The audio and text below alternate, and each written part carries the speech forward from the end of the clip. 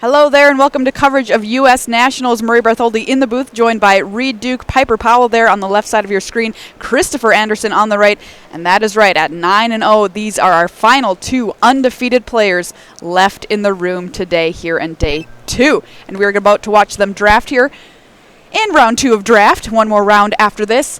And it looks like the game is underway. Piper Powell, we got to see a couple of packs from her draft. It will be really interesting to see how things ended up. And there's a clue. There's a Navigator's Compass, Reed. Yeah, Navigator's Compass, sort of a necessary evil type of card in certain decks. You're never excited to be playing with this card, but if it does facilitate a functional three-color deck where you get to play the most powerful cards out of all three of those colors, every once in a while it can be worth it. Yeah, we saw her kind of going back and forth, unable to sort of decide which direction her draft was going. Knight of Malice there for Piper in play. Christopher Anderson, a blue-red Wizards deck is what he drafted, a strong color preference from him right off his pack one, pick one, showing that he wanted to be in this deck, and he won his last round, so we'll see if it pays off for him. Yeah, I suppose it goes without saying with both these players being 9-0 that they are both have not lost in draft yet. 3-0 yesterday, a clean sweep of their pods plus a 1-0 start today.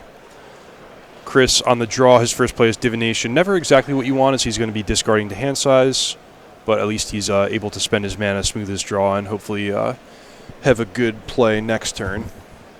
I'm interested to see exactly how many blue cards ended up in Piper's deck after that draft as well. Knight of Malice getting in here for a hit for Piper Powell. Pass the turn back over to Christopher Anderson. No third land.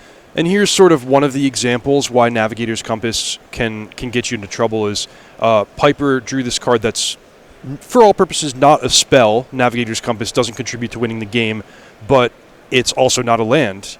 So dedicating a slot in your deck to your mana base while also, allowing you to miss your third land drop is a pretty high cost. Able to find an island here, though, just on time. Yavimaya Sapherd is a play for Piper. Rampaging Cyclops is what Christopher Anderson threw down last turn. Yeah, and the Sapherd's actually kind of a nice foil to the Rampaging Cyclops. Multiple blockers against the creature that loses 2 power when it's multi-blocked. I love the Sapherd, too, just as a way to kind of gum up the board and slow things down, particularly when you're trying to play multicolored green decks. Definitely. Talk about an efficient card there. 3 mana for 3 power and toughness, spreading them among 2 creatures, 2 blockers, and also pairs well with all the token and sapperling type of cards. Icy Manipulator here from Christopher Anderson. One of the best cards in his deck, and Justin Dominaria in general. Yep, and it's really punishing against an opponent who is missing land drops, but thankfully for Piper, she finds her third land, and she's got the Navigator's Compass, so that means that Chris can't cut her off on a particular color. Right. So she's actually reasonably well set up to beat the Icy. Sometimes Icy can be very, very mean when it's keeping you off one of your colors in your deck. Deep Freeze here dealing with that Rampaging Cyclops as well. Yeah, that's not my favorite play. Chris had decided not to attack with the Rampaging Cyclops, and Piper's life total is pretty healthy here. I understand wanting to use your mana if you don't have anything else to cast with 3 mana, but the Cyclops was not a particular threat against your suite of creatures. It's still a blocker, and I would be maybe more inclined to save the Deep Freeze for a flying creature or some kind of more potent threat. Icy Manipulator is going to lock down the Knight of Malice before combat. Merfolk Trickster here flashing in for Christopher Anderson as a Sapherd, and the Sapperling swing in for Piper Powell. All right, so the 0-4 is going to jump in front of the Sapherd. The Trickster is going to profitably block that Sapperling token. Adventurous Impulse is the play here for Piper. How do you feel about this card, Reed? It's fine. Totally fine card. I wouldn't spend a high pick on it, and there are some decks where you're not going to want to play multiples or not going to even want to play the first copy, but all the cards like this, Adventurous Impulse, Opt, Warlord's Fury, they all come at a very low cost, and they help you see your best cards a higher percentage of the time. And that's a big deal in Limited. We talked about how Constructed, you get your pick of all the best cards in the format, but in Limited, your deck tends to have a larger disparity between its worst cards and its best cards. So Adventurous Impulse helping you find your your rare or whatever it might be that you're excited about. Here's more often. A kicked Academy Drake from Christopher. Life total's 13 to 23. That, for example, would be a great target for the deep freeze. Sure. All right, we found our 5th land over on Piper's side of the battlefield. Mammoth Spider coming down for Piper. Would normally be a pretty good answer to the Academy Drake, but the Icy Manipulator can manage it. We might see Chris do something like pass a turn, end of turn, tap the Spider, and be ready to attack every other turn like that. Well, it looks like the Drake is just getting in here, and yeah, I smell a trick. Sure enough, Fervent Strike here going to keep that Drake alive. Down goes the Mammoth Spider, and that's a pretty big loss there for Piper.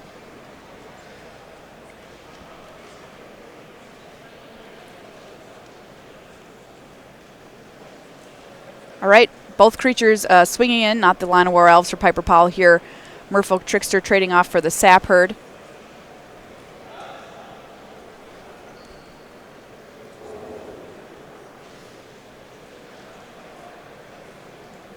Piper's going to add another flyer to the battlefield here, but it is going to get syncopated by Christopher Anderson, who drafted 2 copies of Syncopate.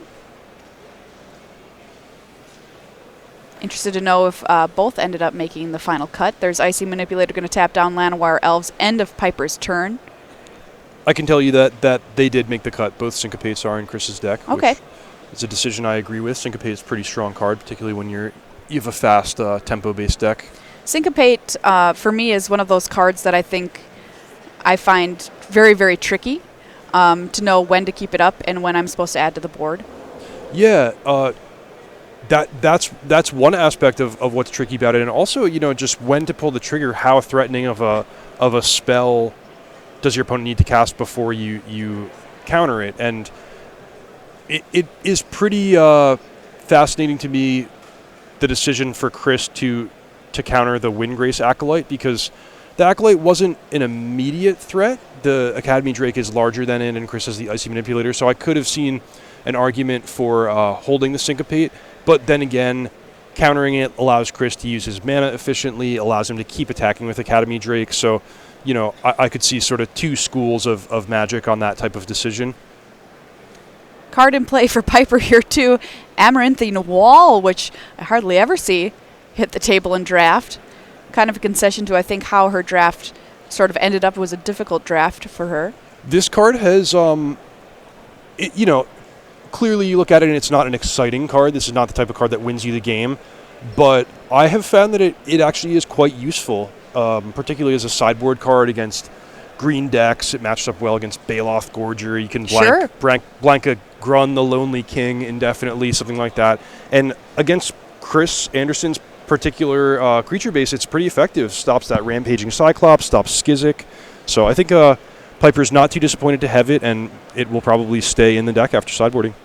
All right, after a couple of hits with that Academy Drake that was kicked, Blood Tallow Candle is going to take it out. Yeah, and props to Piper. She picked that card fairly aggressively, and here it's coming in big and being able to answer that 4/4 flying. Not a lot the Blood Tallow Candle doesn't actually kill in this format. And here's a Skizik for Christopher Anderson. Continuing to chip away damage. It's going to get in there along with the Easter Glider, knocking Piper Powell down to 8. Blink of an Eye in hand for Piper, as well as one other card. No amazing targets for Blink of an Eye just yet. But what she could do is she could multi-block the Skizik and then have the Blink of an Eye as insurance in case Chris has run amok or something threatening like that. All right, well, it's just going to be the Glider getting in this time. Piper will fall down to 6.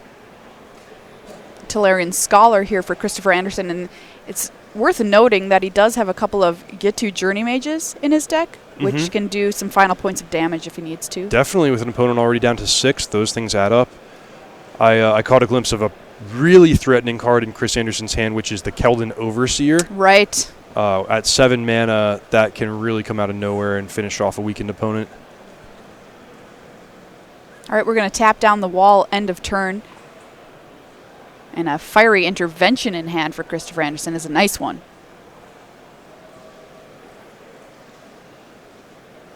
Could be taking out the Knight of Malice here.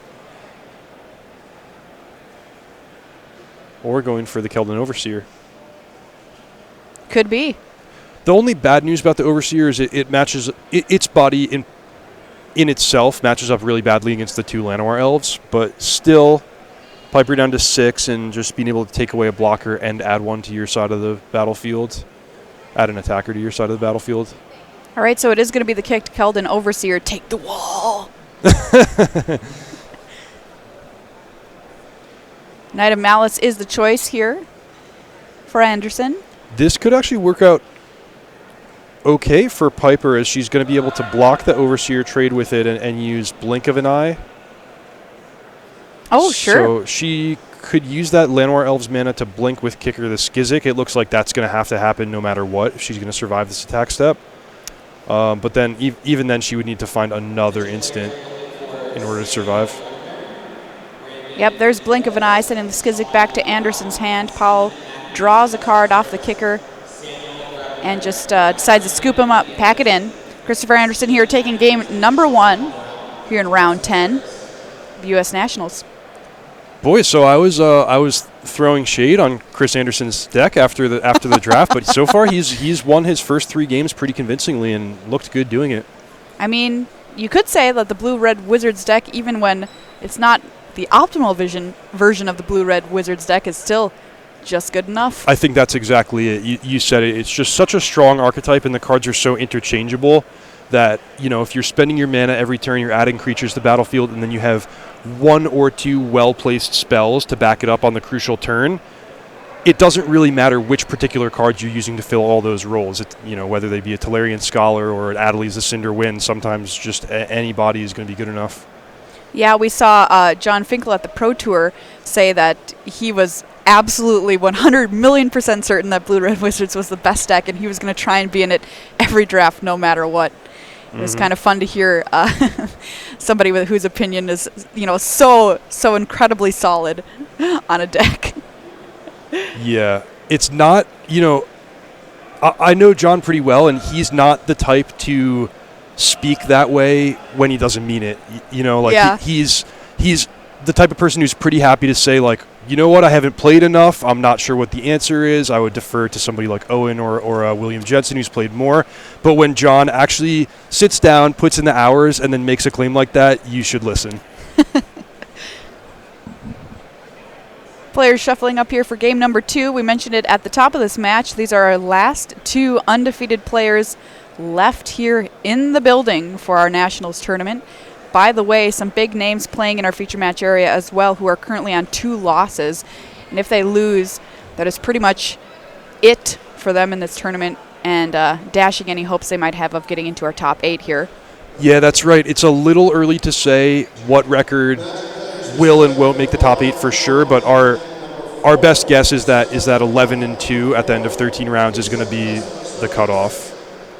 We have 739 players playing here who entered into our Nationals tournament. Top 2 spots, top 2 finishers get a spot on our team for the World Magic Cup tournament coming up later this year in December in Barcelona. 74 different countries from around the world will compete in that tournament, one of the most fun tournaments of the year. And we are underway here, game number 2, Piper Powell versus Christopher Anderson. We're going to start off with 2 utility lands here, Memorial to Unity and Memorial to Genius, and a Navigator's Compass as the first play of the game here for Piper. Go up to 23, gain some life, be able to fix her mana base. Ooh, Naru Meha in hand for Christopher Anderson. Navigator's Compass, a high cost when you take a mulligan too. This is a card that, when your hand works out nicely and you're able to use it to curve into powerful spells in a variety of different colors, fine card, can make things function the way you need them to, but when things aren't going well, you take a mulligan, you're already a little down on resources, it can come at a cost. Easter Glider, Christopher Anderson's creature here.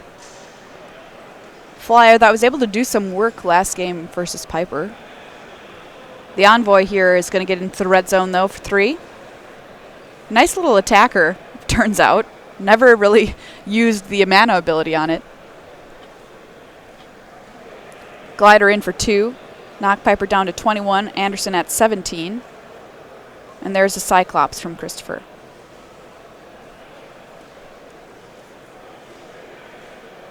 All right, here we see a use of the Navigator's Compass from Piper Powell. Weight of Memory. Nice one. All right. Mill 3 lands for Christopher, too. Might be happy about that. Not quite sure. And hey, that's actually a perfect correction to the problem I mentioned earlier. She uses the Navigator's Compass to allow Weight of Memory to be cast. This card recoups the card disadvantage from the mulligan and the Navigator's Compass. So, now she's all set. She's got her hand full again. She's got her mana, and we'll see what she can do. Pretty big hit here for 6, though, from Christopher Anderson. Cyclops and the Easter Glider coming in, followed up by an Icy Manipulator, which is best friends with that Cyclops a lot of times.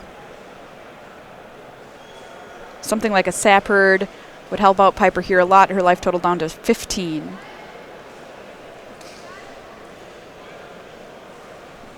All right, an attack in with the Envoy here. Drop Anderson down to 14.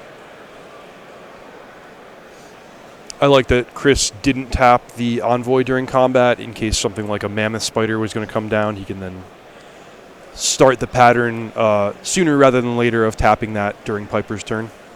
Deep Freeze, once again, will shrink down the Cyclops. We saw the same play last game. Drudge Sentinel hits the table for Powell. Glider continues to peck in the air, down to 13 here. No play from Anderson, passes a turn back, Memorial to Genius up. It's going to be a use of Icy. Narumeha flashes in. Yuck. So if Piper has to actually spend the 3 mana to save the Drudge Sentinel here, that's 3 mana that she's not using to cast creatures or removal spells, and she could wind up falling further and further behind. On the other hand, if she has an instant speed removal spell, okay. All right, blink of an eye.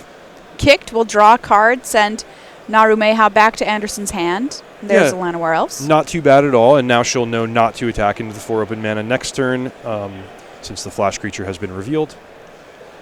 And like we pointed out yesterday, since these are feature match drafters, they do have access to the pools of their opponents. Here's a divination. Oh, hello.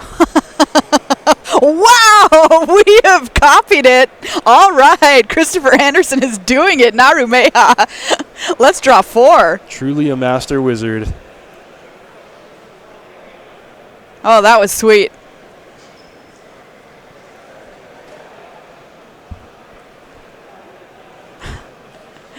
The Envoy getting in a little cheeky attack, as somebody like Tim Willoughby would say here, blocked by the Cyclops.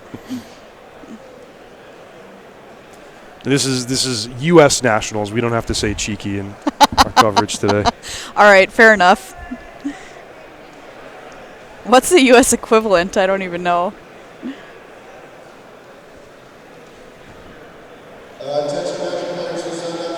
Skittering Surveyor for Piper. Go and search up a land here.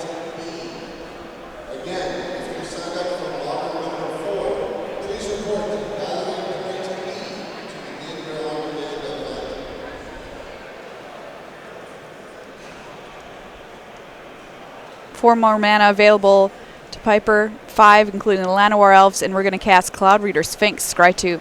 Decent job stabilizing the board. Remember that the Icy Manipulator can manage it, but that's a creature that can block both of Christopher Anderson's flying creatures, at least on the board.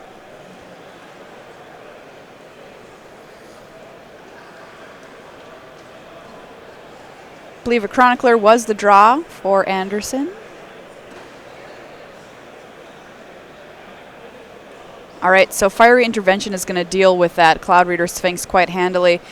Don't even need to worry about using the Icy here. Easter Glider continues to chip in, has been doing the damage all of this game, and there is Tempest Djinn for Christopher Anderson. So I'd like to point out something about the way Chris is playing. You see that he's kind of ahead in the race, but still decided not to attack with Narumeha, the 3/3 flying. And his judgment call here is that, okay, I'm a little ahead in the race. I could probably win the game by being aggressive, but I'm even further ahead in the card advantage battle. I drew 4 cards last turn in addition to adding a 3/3 to the battlefield. So why would I rush things and make the game be fast and chaotic when I know I can win if I slow down and have a chance to cast all the cards from my hand? Is this kind of a case of, well, I'm winning, how do I lose? Precisely, yeah. He wants the game to play out in a way where he can win with the highest certainty, leaving as few doors open for things to go wrong as possible. All right, there's a cold water snapper for Powell. Icy can't touch this. And here comes the Tempest Djinn and the Easter Glider. And there is the Journey Mage to deal the extra 2. Christopher Anderson, our last undefeated player here in the room, advancing to 10-0, taking down Piper Powell in that match 2-0 with the Blue-Red Wizards deck.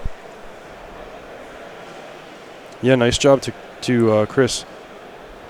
All right, so one more round of draft that Chris has to get through here. If he does, he will have 3-0'd a couple of drafts, remain undefeated here in the room, well on his way. 2 rounds of standard coming up after that, and then we'll make our cut to the top 8. Yeah, impressive stuff from Chris. Just a quick correction before we move on. No flying on Narumeha, just flash. Right, that would be pretty good. Narumeha, excellent. And drawing 4 cards there for that divination was pretty cool. Have you ever managed that feat yet in Dominaria draft? You know, I can't even say that I've had the pleasure of playing with that card. Maybe one time, but yeah, haven't copied too many spells. Neither have I. Have you done anything that is extra cool that you remember so far in this draft format? One of my favorites was I had Helm of the Host on Torgar, Famine Incarnate, so I could. It was like form of the Torgar, where I could reset my life total to 10 every single turn. That's awesome. Form of the Torgar. Yeah. Are you referencing Form of the Dragon? Yes, exactly. Oh, Form of the Dragon. That was before my time, but people bring it up a lot. It must have been a pretty fun card to play with. Yeah. What about Form of the Dinosaur? Form of the Dinosaur, yes. I actually never played with Form of the Dinosaur. Am I missing out? Form of the Dragon was more fun. Yeah. And just straight up better. Straight up better. All right, so we're going to get a chance, hopefully, to talk to Chris about his draft.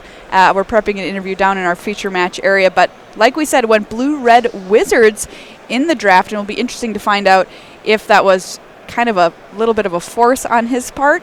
And let's get a chance to ask him. Let's go down to the feature match area. Christopher Anderson live with us, Maria, and Reed Duke here in the booth with you, Chris. How are you feeling after that win? Hey, Maria. Hey, Reed. I'm feeling pretty great. This is crazy. I wasn't expecting to do anything at this tournament. Well, congratulations. You're our last undefeated player. Are the nerves or the stress of being undefeated getting to you at all? Not really. I'm not really emotionally invested in this tournament at all. I'm just here to have fun and hang out with some friends, and I guess I just kept beating everybody that they put in front of me. Well, you know, I guess if you're here to have fun, might as well win, too, while you're at it. I have a question about your draft. Sure. You started off with a Skizik, was your pack one, pick one. Right. Did you have a really strong preference to either go Blue-Red Wizards or for red in the draft? Yeah, I know nothing about this draft format. I've drafted about 3 times, and I asked my friend Jack Kiefer what I should do in Limited, and he's just like, force Blue-Red. So that's what I did. And in the first draft yesterday, I think my deck came together a little bit better. Today, it's still fine. I think that the draft overall, the cards were a little bit weaker than normal from what I gathered talking to some of the other people in the draft. But I think my deck is still fine, and Skizik is great. I remember playing with that back the first time it came around. So. Did you ever have a moment in the draft when you saw some green coming to you?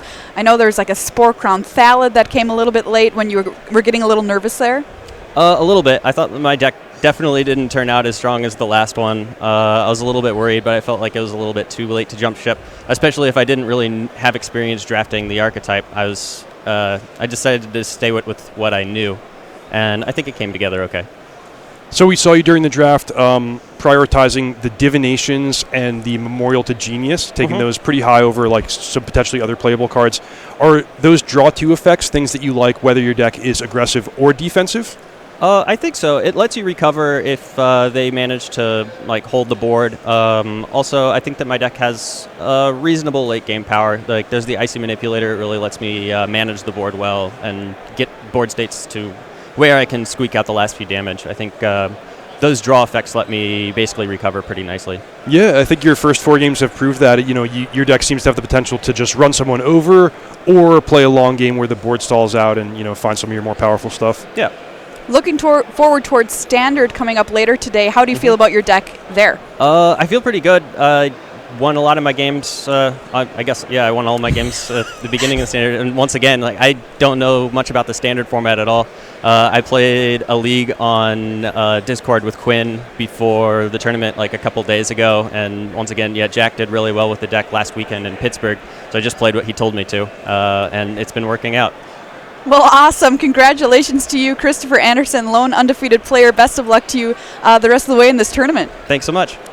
Yeah, having the Kiefer boys in your corner is some pretty good friends to have. Yeah, so that interviewing a player like Chris, that's a great example of what the split format tournament can do. A talented player, but with a limited amount of time to prepare. Right. He says, okay, I'm going to listen to my teammates. I'm going to pick 1, maybe 2 archetypes to master, and that's what he did. And so far, what is it, 10-0? Yeah, 10-0. All right, more Magic coming your way in just a few minutes.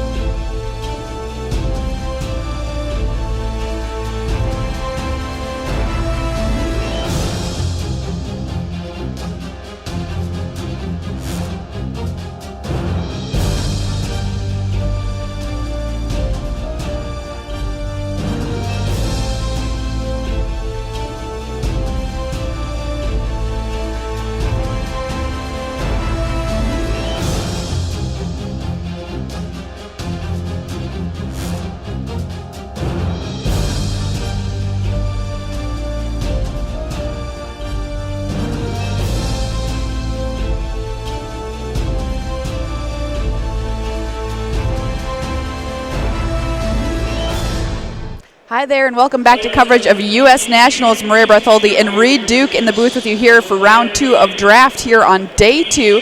We're about to watch some time-shifted magic, our time walk matches. Seth Manfield versus Braun-Duin. Both players currently sitting at 2 losses, 7-2, so this is very likely an elimination match for both these players. Yep, 2 former world champions. They had a somewhat epic match yesterday where Brian ended up being the winner. Looks like Seth has a poor draw. He missed his second land drop. We don't know if there were mulligans involved, but presumably he didn't start with what he wanted. Only planes in play as well.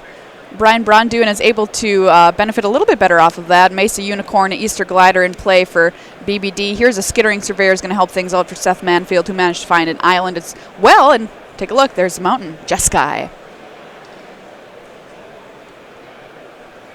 We got to watch Braun-Duin drafted green-white. Yeah, Brian's deck looked like it shaped up pretty well. He had an interesting draft where he started off white and black, then followed what he perceived to be a really strong signal into green. And yeah, he's got a nice white-green beatdown. There's a lot of green flowing at that table as well. Pegasus Courser here for BBD, still unable to find a second color, but able to play 3 cards off of 3 planes. The Courser is a card I love in Dominaria and probably pick more highly than I should, but I love that card. The Courser, yeah, definitely one of the stronger white commons. It's just exactly what a white beatdown deck wants to be doing. An aggressive creature that forces past blockers. Pairs nicely with the Mesa Unicorn too. Yeah, it really does. Makes it hard to race. An attack here with the Skittering Surveyor from Seth Manfield. Well, if he figures it ain't blocking, it's somewhat of a free roll. BBD is going to block. Yeah, this is just good magic, basically, for Seth to attack here and for Brian to block, I think is sort of the game theory optimal outcome of this turn. Why do you think it's okay for the Courser to block? Well, Brian should block because he knows it's a free roll attack from Seth. It costs Seth nothing to turn the Surveyor sideways. So, in other words, a player of Seth's caliber who realizes that is going to do it pretty close to 100% of the time. So, if you really didn't care about your life total and you really had a strong reason to believe the opponent had run amok, you could take the damage there. But Brian doesn't have either, he doesn't have either of those things. The game could easily turn out to be a race, and he doesn't have a strong reason to believe that Seth has a combat trick since it's an obligatory attack from Seth. Shivan Fire here from Seth Manfield, and boy, he thought a long time about it too, and where it's going to go, and it's in fact going to be targeted at the Mesa Unicorn. Wow, fascinating. Another planes is a draw for BBD. Flyers getting in for 3 here, knock Manfield down to 11. And there's an Aven Sentry, so Air Force One here for Brian. Back over to Seth Manfield. Yeah, really interesting decision there to take out the Unicorn instead of the Courser or something like that. Yeah, it indicates to me that Seth is interested in racing and doesn't particularly find the Flyers to be threatening. Here maybe is a clue as to why. Cloud Reader Sphinx for Manfield.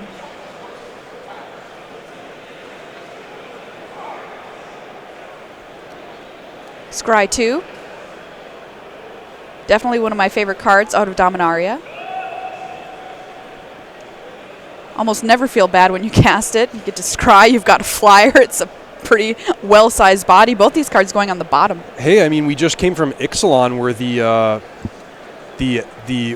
Shining Aerosaur was a really strong card. Yeah. And the Cloud Reader Sphinx is just that with a significant bonus at common.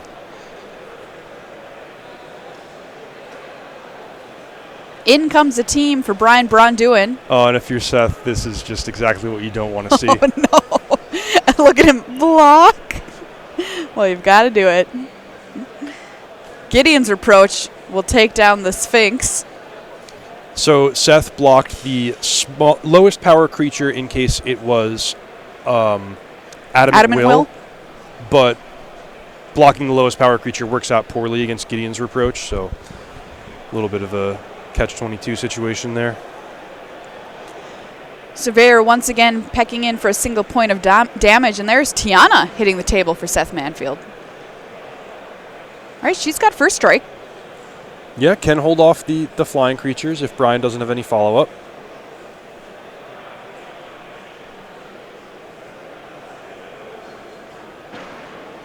We didn't get a chance to see any of Seth Manfield's draft. So every card a little bit of a surprise, what he's put into his list. Wound up in 3 colors.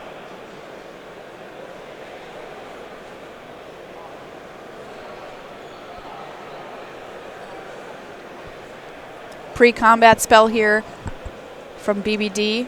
It's going to be a dub on the Pegasus Courser. All right, everybody get in. So pretty forced block. And an Adamant Will, yep. And that is going to do it. That's enough damage to finish off Seth Manfield. Braun-Duin takes down game 1. With his mono white deck, nonetheless. Yes. Never found a second color. You're right. All right, there's been at least one mulligan here. Braun-Duin taking a scry there at the top of the game. Here we are, game number 2. The second ranked player in the world versus number 16. All right, there's a forest. No plays yet. Glider from Brian. And there's a Quende from Seth. Ooh, and if you got to watch any of Seth's match from last round, Quende is super strong in his deck. He's got Tiana, he's got at least 2 Knight of Grace. A lot of ways to take advantage of the double strike clause on Quende. All right, so here we see Braun-Duin did actually splash for Ariel, Knight of Windgrace. Quende's going to get in here for a hit, which was his pack 1, pick 1. So he won game 1 with only planes in his Abzan Steel Leaf Champion deck. That's kind of funny to me. That's true. Valduk hits the table for Seth Manfield. BFFs with Tiana. Yeah, and if you have to pass the turn into an Ariel Knight of Windgrace, Yuck. you're feeling like the game is not going to go your way. This is just a card that provides an irreversible advantage for the player who controls it, and every turn that passes before Seth's able to kill it is gonna be very costly. Attack with all here from Braun-Duin. Ariel and the Easter Glider smashing in. Seth Manfield already down to 12. Valduk is capable of offering some pretty powerful attacks if you're able to suit it up.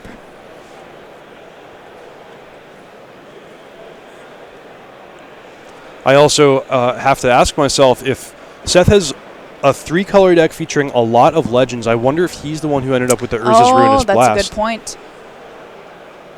Powerful card that can allow him to come back from a sticky situation, although it doesn't answer the Ariel in particular. And Braun-Duin doesn't even need to expend any cards from his hand to add value to the table here with Ariel. It's going to make a Knight. End of turn, Seth passes back, no play. 5 open mana. Yeah, and look how powerful this is, particularly after having seen Gideon's Reproach, after having seen Adamant Will. Brian has all these tricky instant speed cards, and he gets the convenience of passing every turn with open mana, the ability to activate Ariel, the ability to cast these instants. It makes it really hard for Seth. All right, so the Glider's going to get an attack here, and there was no play end of turn from Seth Manfield. Down to 10. And Brian can just sit back.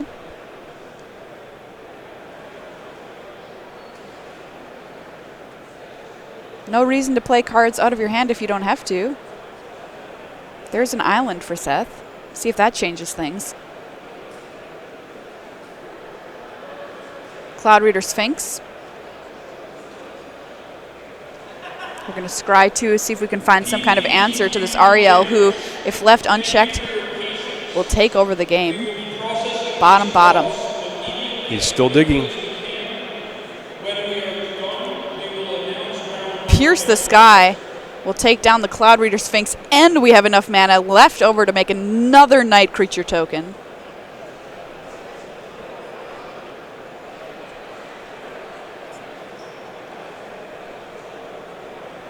Single red open for Seth. We do know that he has a Shivan Fire in his deck.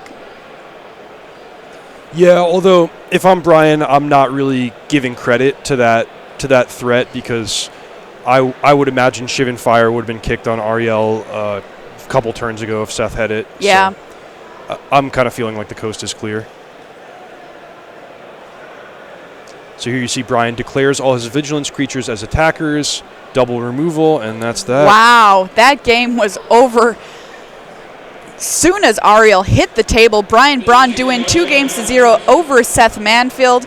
Will advance to 8-2, so he's still in it. Seth Manfield essentially knocked out of contention for the top 8.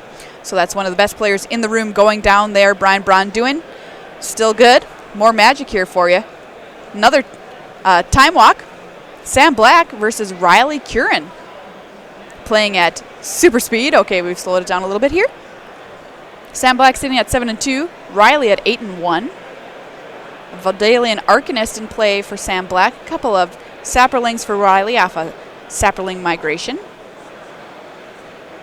Looks like Sam Black ended up in the Wizards deck. Yeah, we didn't watch Sam's draft from today, but we did watch him yesterday. He wound up with a mostly blue aggressive deck, and here we see him turning to the blue creatures yet again. Tolarian Scholar is the play for Sam Black here. So Riley, it's worth noting, came in undefeated and lost his first round of the draft. Another migration here for Riley. I'll be interested to know how Sam Black's deck looks compared to what we saw from Christopher Anderson, as they are both in the same archetype, sitting pretty much on opposite sides of the table. Well, we did see in Piper's draft, she passed Fight with Fire, and not too many red drafters. If Sam ended up with Fight with Fire alongside Vidalian Arcanist and Gitu Chronicler, that can make for a really, really effective package. Tolarian Scholar hitting the red zone for Sam Black. Riley here. Blocking with all 4, will lose 2 Saprolings, back down to 2. Can't find a third land to save his life, unfortunately. Back over to Sam Black. Nice dual land untapped there. Academy Journey Mage going to bounce one of those Saprolings. Ouch. In come both creatures. Not a lot of damage, but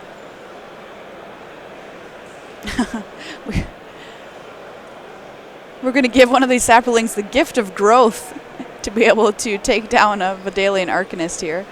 Sure, a reasonable defensive play. Riley really just wants to use his mana to do anything and then hope he hits his land drop, which he does, but man, that is an ineffective play right here. Yeah, Easter Glider cannot block.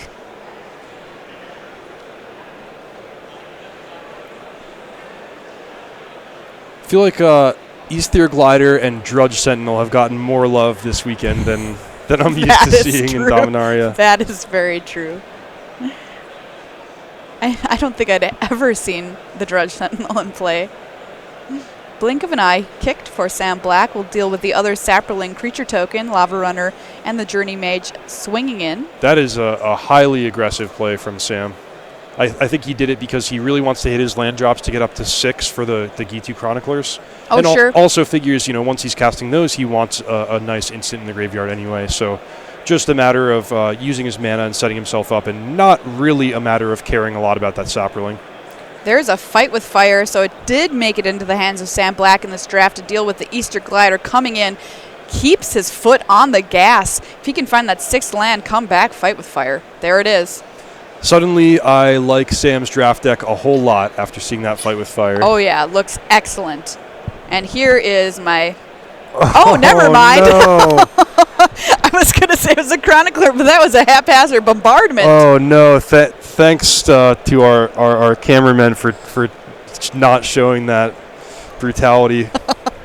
Look away. If you have small children, cover their eyes. Yeah, that was nail meets coffin there. Haphazard bombardment. So if you're unfamiliar with that card, you choose 4 opposing permanents and destroy one of them at random at the end of each turn. So they're against an opponent whose only 4 permanents were 4 lands. One of those lands were going to die each and every turn that Sam passed, and you can see the writing on the wall there that Riley Curran's not coming back. Moving right ahead to game number 2 between Riley Curran and Sam Black. Riley was one of our undefeated players overnight. Lost in round 1 of draft here. Looks to me like both players have taken a mulligan and decided to keep 6. All right, Sam Black strides to the top, Riley to the bottom, and we are underway here in game number 2.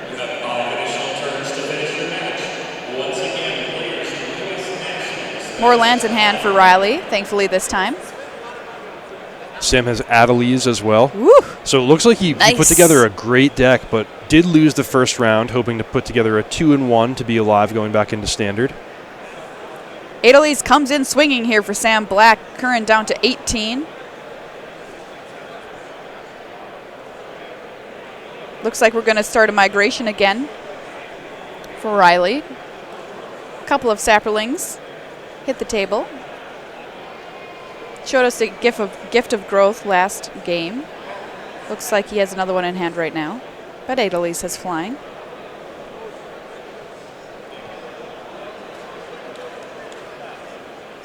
All right, Cinderwind flies in.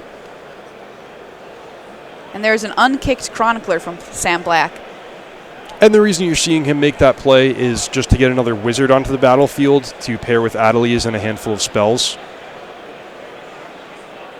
Also holds off the sapperlings even without doing anything. Oh, yeah. Croson Druid from Riley Curran. Just played as its little 2/3 self. So Sam picked up Gitu Chronicler, which is another cheap wizard, and I think what's going to happen is he's going to set up for a big attack next turn. If I'm Riley, I'd probably just put the Croson Druid in front of the Chronicler. Triple block. In comes the Chronicler, in comes Adelies, Druid, Sapperling, all piled up on that Chronicler. The thing is, like, you got to figure that Sam wants, or at least is prepared for you to make this block, because, you know, he's not attacking willy-nilly with his 1/3 creature. Like, he has to be doing that for a reason, right? Right. And with Adelies in play, the shenanigans are doubled in a way. Sure enough, we're going to clear up Riley Curran's board there. Run amok. Great card, especially when you have Adelies down. Knight of Malice is going to be the play here for Riley. Get you Lava Runner adds to the team for Sam Black, and I am loving his deck. Yeah, Sam's in a fantastic position here. His hand is still really good. We're going to see him probably use Shivan Fire, take out the Knight, pump his whole team. Second instant in the yard for Gitu Lava Runner. Gift of Growth, though, is going to save the Knight of Malice from death, at least at the moment, but Fight with Fire has a little something to say about that. More than enough damage, and now Sam's crashing in for 11. Wow. Smash. Riley down to 2. I like it. Go out on your own terms. Dark Bargain will seal the deal. Sam Black takes that match 2-0 over Riley Curran. Riley, though, still in fighting form, being one of our undefeated players overnight. Will have excellent tiebreakers and is just at 2 losses. So we'll see if we can make things come together. We have one more round of draft to bring you yet here in this tournament on day 2, but an excellent draft deck from Sam Black. Yeah, definitely. So just big picture of our featured draft pod. Chris Anderson crushing everyone, 10-0. He's in prime position to make the top 8. Then we have Piper still at X1. X1, yep. If she can win the last round, that's great position going back into Standard. And then Braun-Duin and Sam Black at least at 8 and 2 still fighting. All right. Well, big names still in contention here at U.S. Nationals. More magic coming up for you. Don't go anywhere.